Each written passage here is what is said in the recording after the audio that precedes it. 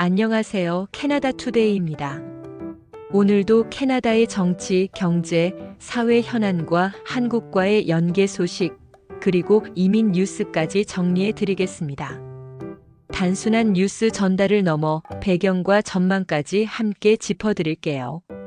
캐나다 주요 뉴스 5가지. 캐나다 포스트 전국 파업 돌입. 캐나다 우편 노조 CUPW가 정부의 문전 배달 폐지와 구조 조정 계획에 반대하며 전국적인 파업에 돌입했습니다. 주요 도시는 이미 택배 배송 지연이 시작됐고, 특히 온라인 쇼핑몰과 소규모 자영업자들이 직접적인 타격을 호소하고 있습니다. 정부는 이용량 감소와 재정 적자 누적 때문에 개혁이 불가피하다는 입장이지만 노조는 수만 개의 일자리 축소 가능성을 우려하고 있습니다.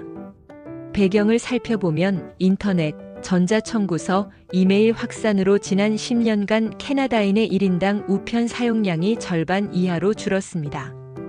반면 배달원 인건비와 차량 유지비 등 운영비는 계속 늘어 적자가 쌓이자 정부는 커뮤니티 메일박스를 전국적으로 확대하려는 계획을 내놓았습니다. 하지만 노조는 강하게 반발하고 있습니다. 문전 배달 폐지는 단순히 비용 문제가 아니라 국민 기본 서비스 축소라는 입장입니다. 특히 노인, 장애인, 이동이 불편한 사람들은 집 앞 배달이 사라지면 큰 불편을 겪을 수 있다고 지적합니다. 또한 배달원 수만 명의 일자리도 위협받을 수 있어 이번 파업을 통해 강하게 목소리를 내고 있습니다. 파업이 2주 이상 이어지면 블랙 프라이데이와 연말 성수기 배송에 큰 차질이 예상됩니다. 정부가 일부 타협안을 내놓을 가능성은 있지만 문전 배달 서비스의 전면 유지는 쉽지 않을 거라는 전망이 많습니다. 연방 예산 적자 확대 77억 9천만 달러. 연방 재무부가 발표한 자료에 따르면 올 회계년도 4개월 만에 적자가 77억 9천만 달러를 기록했습니다. 가장 큰 원인은 의료주거 지원금 확대와 기후 대응 보조금이었으며 세수는 경기 둔화로 예상보다 줄어들었습니다. 야당은 무분별한 지출이 물가 상승을 부추기고 있다고 비판하고 있으며 일부 전문가들은 추가 세금 인상 가능성을 언급하고 있습니다. 연방 선거를 앞두고 재정 건전성과 서민 지원 사이의 균형이 최대 쟁점이 될 전망입니다. 중앙은행 총재 새로운 경제 노선 촉구. 캐나다 중앙은행의 티프 맥클럼 총재가 최근 연설에서 캐나다는 미국의 경기 사이클에만 의존해서는 안 된다고 경고했습니다. 그는 현재 캐나다 경제가 낮은 생산성, 노동력 부족, 투자 부진이라는 구조적 문제에 직면했다고 지적했습니다. 또한 청정 에너지, AI, 핵심 광물 산업에 대한 투자 확대를 강조하며 중장기 전략 부재를 꼬집었습니다. 이 발언은 향후 정부 예산 편성, 기업 투자 방향성, 무역 정책 조정의 중요한 시그널이 될 수 있습니다. 생식 건강 서비스 확대 발표 예정. 연방보건부는 피임, 상담, 성건강 교육에 대한 전국 차원의 접근성 확대 정책을 다음 주 발표할 예정입니다. 특히 저소득층, 원주민 커뮤니티, 청소년층이 주요 대상이며 서비스 불균형 해소가 핵심 목표입니다. 현재 일부 주에서는 피임약이나 상담 비용이 여전히 부담이 되고 있는데 이번 정책이 시행되면 전국적으로 무상 또는 저비용 접근이 가능해집니다. 공중보건 개선에 기여하겠지만 보수 진영에서는 세금 낭비라는 비판도 나올 것으로 보입니다. 기후변화로 인한 폭염 영향 분석.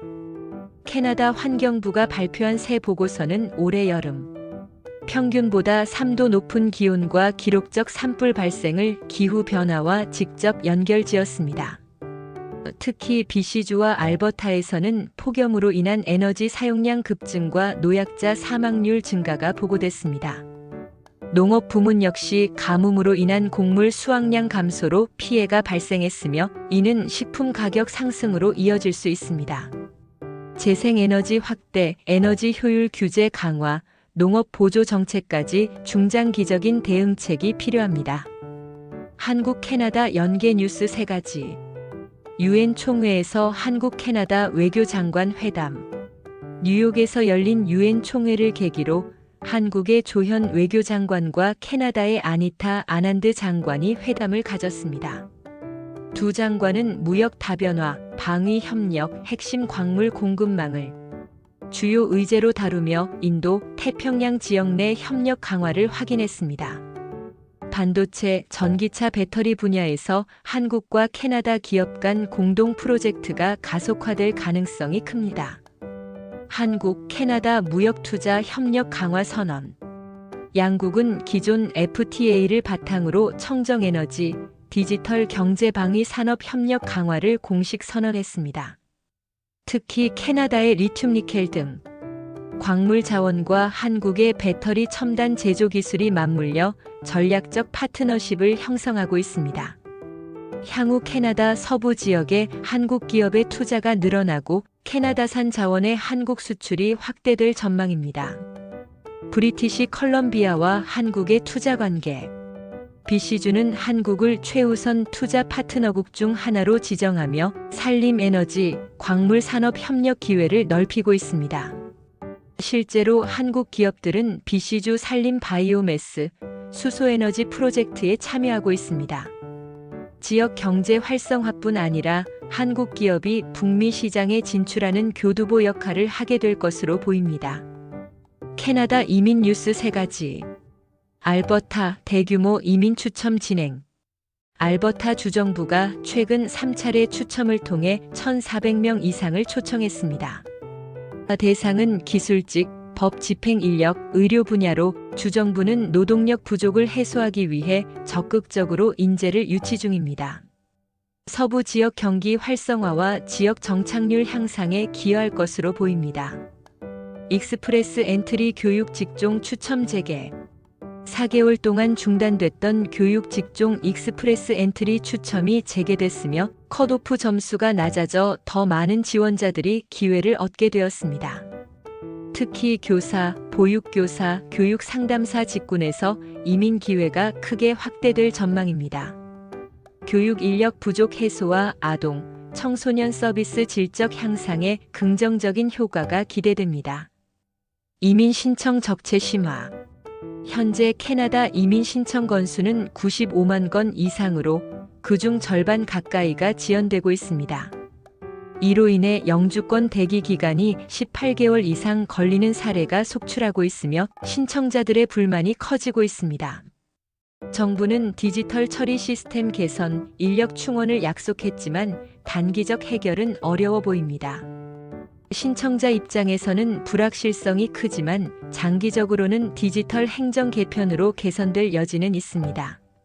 오늘은 캐나다의 정치, 경제, 사회 주요 뉴스와 한국과의 협력 소식, 그리고 이민 뉴스를 살펴봤습니다.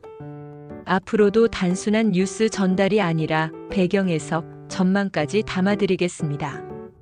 여러분은 오늘 뉴스 중 어떤 소식이 가장 관심 가셨나요?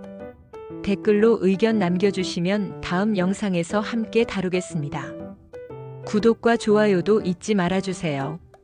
감사합니다.